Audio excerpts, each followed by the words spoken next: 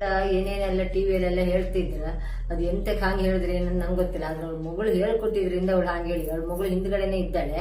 ಅದಕ್ಕೆ ಅವ್ರು ಹೇಳ್ಕೊಟ್ಟಂಗೆ ಅವ್ರು ಹೇಳಿದ್ರು ಅಷ್ಟೇ. ಅವ್ರು ಇದುವರೆಗೂ ಮನೆ ಜವಾಬ್ದಾರಿ ಒಂಚೂರು ಏನೂ ತಗೊಂಡಿಲ್ಲ, ಇದುವರೆ ತನಕ ತಗೊಂಡಿದ್ದಿಲ್ಲ. ಎಲ್ಲೋ ಕೆಲಸ ಮಾಡ್ತೇನೆ ಅಂತ ಹೋಗೋದು, ಏನೋ ದುಡ್ದಿದ್ರು ತೆಗೆದು ತಗೊಂಡೋಗಿ ಅವ್ಳ ಮಗಳ ಮನೆಗೆ ಕೊಡೋದು. ಅವ್ರ ಆಸ್ತಿಗೋಸ್ಕರ ಮಗಳು ಈ ತರ ಎಲ್ಲ ಅಪ್ಪನ ತೆಗೆದು ಅಪ್ಪನಿಗೆ ಈ ರೀತಿ ಎಲ್ಲ ಹೇಳ್ಕೊಟ್ಕೊಂಡು ಕೊಟ್ರು. ಮತ್ತೆ ನಮ್ಮ ಮನೆ ಮಕ್ಳಿಗೆ ಓದಿಸೋದು ಬೇಡ, ನೀನ್ ಯಾಕೆ ಓದಿಸ್ಬೇಕು, ಕೆಲ್ಸಕ್ಕೆ ಹಾಕ, ಸಾಕಲ್ಲ, ಒಂದು 7ನೇ ಕ್ಲಾಸ್ ಕಲ್ತ್ಕೊಂಡು ಕೆಲ್ಸಕ್ಕೆ ಹಾಕ, ಕೆಲ್ಸಕ್ಕೆ ಹೋಗ್ಲಿ ಅಂತ ಅವ್ರು ಹೇಳ್ತಿದ್ರು. 3 ಹೆಣ್ಮಕ್ಳು ಯಾರಿಗೂ ಅವ್ರು ಓದಿಸಿದವರೆಲ್ಲ ಕೆಲಸದವರೆಲ್ಲ ಏನು ಜವಾಬ್ದಾರಿಯೇ ತಗೊಂಡವರೆಲ್ಲ. ಆ ಕಾಲದಲ್ಲಿ ಒಂದು 2 ಲಕ್ಷ ರೂಪಾಯಿಗೆ ಒಂದೂವರೆ ಲಕ್ಷದಲ್ಲಿ ಮನೆ ಆಗಿತ್ತು. ಆವಾಗ ಕಟ್ಟಿದ ಮನೆ ಅದ ಒಂದು 5,000 6,000. ಈಗ ಮೊನ್ನೆವರೆಗೆ ಒಂದು 6,000 ಬರ್ತಿತ್ತು. ಈಗ ಆ ಮನೆಯಲ್ಲಿ ನಮ್ದು ಬಿದ್ದೋಯ್ತು. ಈಗ ಈ ಮನೇಲಿ ಬಂದಿತ್ತು. ನಾವು ಅದನ್ನ ಇವಳು ಏನೆಲ್ಲ ಹೇಳ್ಕೊಟ್ಟು ಅಪ್ಪನ ಹತ್ರ ಹೇಳ್ತಿದ್ದಲ್ಲ. ಅವಳಿಗೆ ನಿಜವಾಗಿ ಅವ್ರಿಗೆ ಮಾತಾಡಕ್ ಬರೋದಿಲ್ಲ. ಅವ್ರಿಗೆ ಒಂಥರ ಮಾನಸಿಕ, ಎಲ್ಲೆಲ್ಲ ಹೋಗಿ ಎಲ್ಲಿ ಹೋದ್ರು ಎಲ್ಲಿ ಬರ್ಬೇಕು, ರಾತ್ರಿ ಸೀದಾ ಹೋಗೋದು, ರಾತ್ರಿಗೆ ಮನೆ ಬಿಟ್ಟು ಹೋಗೋದು, ನಿದ್ರೆ ಕಣ್ಣಲ್ಲಿ ಮರಲ್ ತರ ಮಾತಾಡೋದು, ಏನೆಲ್ಲ ಮಾತಾಡ್ತಾರೆ. ಆದ್ರೆ ಅವ್ಳು ಹೇಳ್ಕೊಟ್ಟಿದ್ರಿಂದ ಈ ತರ ಮಾತಾಡ್ತಿದ್ದಾರೆ. ಕೆಲ್ಸಕ್ಕೆ ಹೋದ್ರೆ ದುಡ್ದ್ರೆ ತಗೊಂಡೋಗಿ ಮಗಳು ಮನೆ ಕೊಡೋದು. ಇವಳು ಗಂಡ ದುಡ್ದು ನಾನು ಚೂರ್ಪರೇನ ಬಾಡಿಗೆ ಬಂದಿದ್ದೆಲ್ಲ ಅದು ಇದೆಲ್ಲ ಹಣ ಸೊಸೈಟಿಲಿ ಇಟ್ಟಿದ್ದೆ. ಅವಾಗ ಸೊಸೈಟಿಲಿ ಇದ್ದ ಅಂತ ನಂಬಿಕೆ ಮೇಲೆ ಅವನ ಸೊಸೈಟಿಲಿ ಇಟ್ಟಿದ್ದಿದೆ. ಅದನ್ನು ತೆಗೆದು ತಗೊಂಡೋಗಿ ಅವಳು ಮಗಳಿಗೆ ಅವಳ ಹೆಂಡತಿಗೆ ತಗೊಂಡೋಗಿ ಕೊಟ್ಟ. ನನ್ನ ಗಂಡ ದುಡ್ಡು ತಗೊಂಡೋಗಿ ಅವರಿಗೆ ಕೊಡ್ತಾರೆ. ಮತ್ತೆ ಈಗ ಅದು ಸಾಲದೆ ನಮ್ಗೆ ಮನೆ ಕಟ್ಟಿ ಸಾಲ, ನಮ್ಗೆ ಜಾಗ ಬೇಕು, ಮನೆ ಬೇಕಂತೆಲ್ಲ ಹೇಳಿದ್ಲ. ಕಡೆಗೆ ದೊಡ್ಡ ಮಗು ಗಾಯತ್ರಿ ಅಂತ, ದೊಡ್ಡವಳು ಚೈತ್ರನ ಅಕ್ಕ. ಅವಳು ನಂಗೆ ಸಾಲ ಉಂಟು ನಂಗೆ ಸಾಲ ಇಲ್ಲ ಅಂತ ಅದು ಈಗಳು ಚೈತನ್ಯ ಮಾಡಿದ್ದಾರೆ. ಚೈತನ್ಯ ಬಂದು ಅಮ್ಮ ಒಂದು ಸೈನ್ ಹಾಕು ಅವಳಿ ಮನೆ ಆಗ್ಲಿ ಅಂತ ಅವಳು ಹೇಳಿ ನಮ್ಮನ್ನೆಲ್ಲ ಕರ್ಕೊಂಡೋಗಿ ಅವಳಿಗೊಂದು ಸೈನ್ ಹಾಕ್ಸಿ ಇಡೀ ಜಾಗದ ಮೇಲೆ ಒಂದು 25 ಲಕ್ಷ ಅವಳಿಗೆ ಲೋನ್ ತೆಗೆದುಕೊಡ್ತ. ಅದು ತೆಗೆದುಕೊಟ್ಟು ರೆಕಾರ್ಡ್ ಸಮೇತ ಅವಳ ಕೈಯಲ್ಲೇ ಉಂಟು. ಈಗ ಅದು ಈಗ ಅಪ್ಪನ ಹತ್ರ ಎಲ್ಲ ಸೈನ್ ಹಾಕ್ಸ್ಕೊಂಡಿರ್ಲಿ. ನಂಗೆ ಮತ್ತು ಸಾಲ ಉಂಟು, ನಮ್ಗೆ ಜಾಗ ಬರೆದುಕೊಡು ಅಂದ್ಲು. ನಂಗೆ ಇನ್ನೊಬ್ಳು ಒಬ್ಳು ಹುಡುಗಿ ಓದ್ಲಿಕ್ಕಿದ್ದಾಳೆ, ಮದುವೆ ಆಗ್ಲಿಕ್ಕೆ ಉಂಟು, ಇನ್ನೊಬ್ಳು ಇದ್ದಾಳೆ, ನಾನು ಸೈನ್ ಹಾಕುದೇ ಇಲ್ಲ ಅಂತ ಹಠ ಕಟ್ಟಿ ಹೇಳಿದೆ. ಅಪ್ಪನ ಹತ್ರ ಸೈನ್ ಹಾಕ್ಸ್ಕೊಂಡ್ಲು. ನಾನ್ ಸೈನ್ ಹಾಕ್ಲಿಲ್ಲ ಅಂತ ನನ್ನ ಮೇಲೆ ಸಿಟ್ಟಿಗೆ ಅಪ್ಪನ ಹಿಡ್ಕೊಂಡು ಅಪ್ಪನದ್ದು ಏನೆಲ್ಲ ಹೇಳ್ಕೊಟ್ಟು ಹೀಗೆಲ್ಲ ಹೇಳ್ತಿದ್ದಾಳೆ. ಈಗ ಮತ್ತೆಂತದಲ್ಲ, ಅವಳು ಈಗ ದುಡಿಮೆ ಮಾಡ್ತಾಳೆ, ಹೊಲಿತಾಳೆ, ಟ್ಯೂಷನ್ ಕೊಡ್ತಾಳೆ, ಶಾಲೆ ಟೀಚಿಂಗ್ ಮಾಡ್ತಾಳೆ, ಎಲ್ಲ ಮಾಡ್ತಾಳೆ. ಆದ್ರೆ ಅಪ್ಪನಿಗೆ ಇಟ್ಕೊಂಡು ಅಪ್ಪನಿಗೆ ಹೇಳ್ಕೊಟ್ಟು ಏನೆಲ್ಲ ಹೇಳ್ಕೊಂಡು ಅಮ್ಮ ಸೈನ್ ಹಾಕೋದಿಲ್ಲ, ಅಮ್ಮ ಮೋಸ ಮಾಡಿದ್ಲ, ಅಮ್ಮ ಎಲ್ಲ ಅವಳಿಂದ, ನನ್ನ ಮಗಳಿಂದನೇ ಆಗೋದಿಲ್ಲ. ಮದುವೆಗೆ ಅಪ್ಪನ ತಡೆದತೆ ಅವಳ ಅಪ್ಪನನ್ನ ಕರೆದಿದ್ದವಳೆ. ಅಪ್ಪನ ಮದುವೆ ಬರ್ದಿದ್ದಾಗ ತಡೆದಿದ್ದೆ ಅವಳೆ.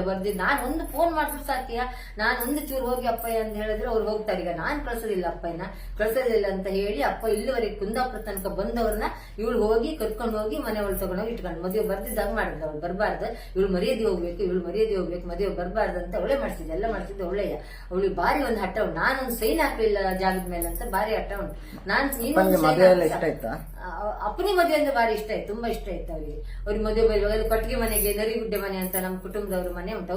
ಅವ್ರ ಅಕ್ಕ ದೊಡ್ಡಪ್ಪ ಅವ್ರ ಮನೆ ಅದ. ಅವ್ರ ಮನೆಗೆಲ್ಲ ಬಂದು ಮದುವೆ ಕಾಗದ ಎಲ್ಲ ಖಾಲಿ ಆಯ್ತು.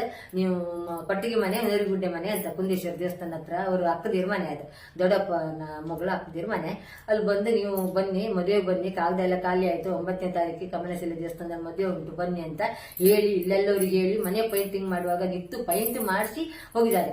ಆವಾಗ ನಾವು ಮದುವೆಗೆ ಅವ್ರಿಗೆ ಇಷ್ಟು ಸಲ ಕರೆದಿದ್ರು. ನಾನು ಗುರುವಾರ ಬೆಳಿಗ್ಗೆ ಬರ್ತೇನೆ, ಅಷ್ಟರ ತನಕ ಬರಕ್ ಆಗಲ್ಲ ನನಗೆ, ಗುರುವಾರ ಬೆಳಿಗ್ಗೆ ಬರ್ತೇನೆ ಅಂತ ಹೇಳಿ ಬಂದವ್ರನ್ನ ಇವಳು ಬಂದು ಕರ್ಕೊಂಡು ಹೋಗಿ ಮಾಡಿಸಿದ್ದಾಳೆ. ಎಲ್ಲ ಮಾಡಿಸಿದ್ದು ದೊಡ್ಡ ಮಗಳಿಂದಾನೇ ಆಗಿದೆ ಪೂರ. ಈಗ ನಾನು ಒಂದು ಸೈನ್ ಹಾಕಲಿಲ್ಲ, ಅವಳಿಗೆ ಆಸ್ತಿ ಸಿಕ್ಲಿಲ್ಲ ಅಂತ ಸಿಟ್ಟಿಗೆ ಏನೆಲ್ಲ ಅಪ್ಪನಿಗೆಲ್ಲ ಹೇಳ್ಕೊಟ್ಟು ಈ ರೀತಿ ಎಲ್ಲ ಮಾಡ್ತಿದ್ದಾಳೆ. ಈಗ ಬಂದು ನಮ್ಮನೇಲಿ 12 ವರ್ಷದಿಂದ ಇದ್ದಾನೆ, 12 ವರ್ಷದಿಂದ ಇಲ್ಲೇ ಮನ್ಕೊಂಡಿದ್ದ ಹಾಗೆ ಹೀಗೆ ಅಂತ ಹೇಳ್ತಿಲ್ಲ. ಇಲ್ಲಿ ಇದ್ದಾರೆ ಅಂತ ಇಲ್ಲ, ಕೆಲವರಿಗೂ ಇಲ್ಲಿದ್ದವ್ರಿಗೆ ಗೊತ್ತುಂಟು. ಅವ ಇಲ್ಲಿ ಬಂದವನು ಎಲ್ಲ ಬರ್ತಿದ್ದ, ಬಂದು ಹೋಗ್ತಿದ್ದ, ನಿಲ್ತಿರ್ಲಿಲ್ಲ. ಇವ್ರು ಮತ್ತೆ ಯಾವ ವಿಷಯದಲ್ಲಿ ಇವ್ರಿಗೆ ಇದೆಲ್ಲ ಮಾತಾಡಕ್ಕೆ ಬರೋದಿಲ್ಲ. ಮೀಡಿಯಾದವ್ರ ಮುಂದೆ ಮಾತಾಡ್ಬೇಕಂತಾನೆ ಇವ್ರಿಗೆ ಗೊತ್ತಿಲ್ಲ ಯಾರು ಮಾತಾಡ್ಬೇಕೇನಂತ. ಇವಳು ದೊಡ್ಡ ಮಗಳು ಹೇಳ್ಕೊಟ್ಟು ಅಥವಾ ಬೇರೆ ಯಾರು ನಾವು ಇವಳಿಗೆ ಆಗದಿದ್ದವರು ಏನೋ ಹೇಳ್ಕೊಟ್ಟು ಆದ್ರಿಂದ ಇವ್ರು ಮಾತಾಡಿದಷ್ಟು ಬಿಟ್ರೆ ಮತ್ತೆ ಅವರಿಗೆಲ್ಲ ಅಷ್ಟೆಲ್ಲ ಮಾತಾಡೋಷ್ಟು ತಲೆ ಇಲ್ಲ, ಮಾತಾಡೋದಿಲ್ಲ. ಅವ್ರು ಒಂದು ರೀತಿ ಸರಿ ಇಲ್ಲ.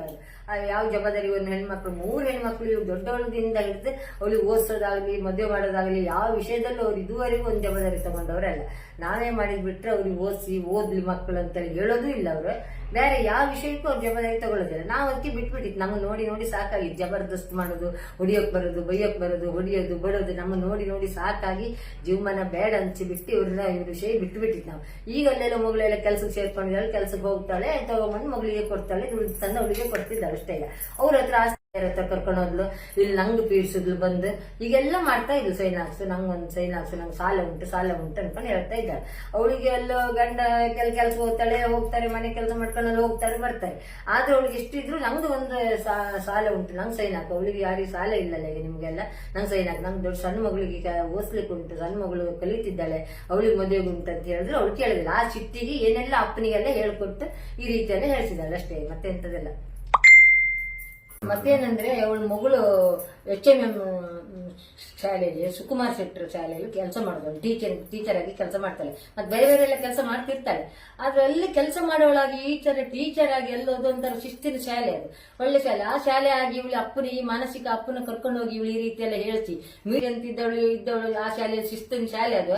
ಅವರು ಸುಕುಮಾರ್ ಶೆಟ್ಟರ್ ಒಳ್ಳೆ ಶಿಸ್ತಿನಿ ಅವರು ಅಂತ ಶಾಲೆಯಲ್ಲಿ ಕಲಿಸೋವಳು ಇವಳು. ಈ ರೀತಿ ಹೇಳ್ಬಾರ್ದಿತ್ತು ಮಕ್ಕಳಿಗೆಲ್ಲ ಈ ರೀತಿ. ಈಗ ನಾಳೆ ಮಕ್ಕಳಿಗೆ ಕಲಿಸ್ತಾಳಲ್ಲ, ಈ ಮಕ್ಕಳು ನಾಳೆ ಇದೇ ಕಲಿತಾರೆ, ಹೀಗೆ ಕಲ್ಸೋದು ಅವಳು ಈ ರೀತಿಯಲ್ಲಿ. ಹೀಗೆ ಕಲ್ಸಿದ್ರೆ ಹೇಗೆ ನಾಳೆ ಮನೆಯವರೆಲ್ಲ ಏನಂತ ತಿಳಿಸೋದಿಲ್ಲ. ಇದೇ ರೀತಿ ಮಾಡ್ತಾಳೆ. ಹಾಗಾದ್ರೆ ಇವಳು ಶಾಲೆ ಟೀಚರ್ ಆಗಿ ಮಕ್ಕಳಿಗೆ ಕಲ್ಸೋಳಾಗಿ ಈ ರೀತಿ ಅಪ್ಪನ ಮಾನಸಿಕ ಅಪ್ಪನಿಗೆ ಕರ್ಕೊಂಡೋಗಿ ಈ ರೀತಿ ಎಲ್ಲ ಹೇಳ್ತಾಳಂತ ಹೇಳಿದ್ರೆ ಇನ್ನೇನ್ ಮಾಡ್ಬೋದು ಇವಳು. ನನ್ನ ಮೇಲೆ ತುಂಬಾ ದ್ವೇಷ ಅವಳಿಗೆ, ತುಂಬಾ ಹಠ. ಆದ್ರಿಂದ ಅಪ್ಪನಿಗೆ ಈಗ ಹೇಳ್ಕೊಟ್ಟು ಅಪ್ಪನಿಗೆ ದುಡಿದು ಸಂಪಾದನೆ ಮಾಡಿದ್ರೆ ಎಷ್ಟೋ ವರ್ಷ ಆಯ್ತು. ಅವರು ಅಲ್ಲೇನೋ ದುಡಿತಾರಂತೆ, ಅವಳಿಗೇನೋ ಕೊಡ್ತಾರೆ ಮಾಡ್ತಾರೆ, ಬರೋದಿಲ್ಲ, ಬಂದ್ ಮಲಿಕೊಳ್ಳೋ. ಬೀಗ ಇಲ್ಲ, ಬೀಗ ಹಾಕಿ ಹೋಗಿದ್ದಾರೆ ಹಾಗೆ ಈಗ ಅಂತ ಹೇಳ್ತಿದ್ರೆ, ಬೀಗ ಒಂದು ಕೀ ಈಗಲೂ ಬೇಕಾದ್ರೆ ಅವ್ರ ಚೆಕ್ ಮಾಡಿದ್ರೆ ನೋಡಿ, ಒಂದು ಕೀ ಅವ್ರ ಹತ್ರ ಉಂಟು, ಒಂದು ಕೀ ನನ್ನ ಹತ್ರ ಉಂಟು. ಹೀಗೆ ತುಂಬಾ ಕೀ ಕಳ್ದಾಕೋದು, ಒಂದು ಬೀಗ ತಗೊಳ್ಳೋದು ಕಳ್ದಾಕೋದು. ಎಷ್ಟು ಅಲ್ಲಿ ಇಲ್ಲ ಮನೆ ಹುಡುಗರು ಆಚೆ ಕಡೆ ಒಂದು ಹುಡುಗರು ಇದ್ದಾರೆ ಮಕ್ಕಳೆಲ್ಲ, ಅವರೆಲ್ಲ ಹೇಳ್ತಾರೆ ನಿಮ್ ಬೀಗ ಎಷ್ಟು ಕಳ್ದಾಕ್ರಿ ಮಾರಿ ಅಂತ ಕೇಳ್ತಿದ್ರು. ಕಳ್ದಾಕದಂಗ ನಾನು ಬೀಗ ತಗೊಬಂದು ಕೊಡೋದು, ಒಂದು ಕೀ ಅವ್ರಿಗೆ ಕೊಡೋದು, 2 ಕೀ ನಾನು ಇಟ್ಕೊಳ್ತಿದ್ದೆ. ಅವ್ರು ಮತ್ತೊಂದು ಕೀ ಕಳ್ದೋದಾಗ ಮತ್ತೊಂದು ಕೊಡೋದು. ಈಗ ಅವ್ರ ಹತ್ರ ಕೀ ಉಂಟು, ಈಗ ಬಂದ್ರು ಅವ್ರು ಬೀಗ ತೆಗೆದು. ನಿನ್ನೆ ಅವ್ರು ಸಹ ನಮ್ಮ ಮನೆ ಪಕ್ಕದ ಮನೆ ಹುಡುಗಿ ಹೇಳ್ತಿದ್ರು, ಅವ್ರು ಬಂದಿದ್ರು, ಮಾವ ಬಂದಿದ್ರು, ಬೀಗ ತೆಗೆದು ರೂಮ್ ಬೀಗ ತೆಗಿತಿದ್ರು. ಅವ್ರು ಬಂದಿದ್ದಲ್ಲ, ಬೇರೆ ಅವರು ನಿಮ್ಮಲ್ಲೆಲ್ಲ ಮಲ್ಕೊಂಡಿದ್ರು ಅಂತ ಹೇಳ್ತಾರೆ. ಯಾಕಂದ್ರೆ ನನ್ನ ತಂಗಿ ಗಂಡ ಬಂದಿದ್ರೆ ನಾನು ಇರ್ಲಿಲ್ಲ, ದೇವಸ್ಥಾನಕ್ಕೆ ಹೋಗಿದ್ದೆ. ಅವ್ರು ಹೇಳಿದ್ರು ಅವ್ರು ಬಂದು ರೂಮ್ ಬೀಗ ತೆಗೆದು ಒಳಗೆ ಹೋಗ್ತಾರಲ್ಲ, ಅವ್ರ ಹತ್ರ ಕೀ ಉಂಟಲ್ಲ ಅಂತ ಅವರು ಸಹ ನಿನ್ನೆ ಹೇಳಿದ್ರು. ಕೊಟ್ಟ ಹಾಗೆ ಹೇಳಿದ್ದಾರೆ ಅಷ್ಟೇ.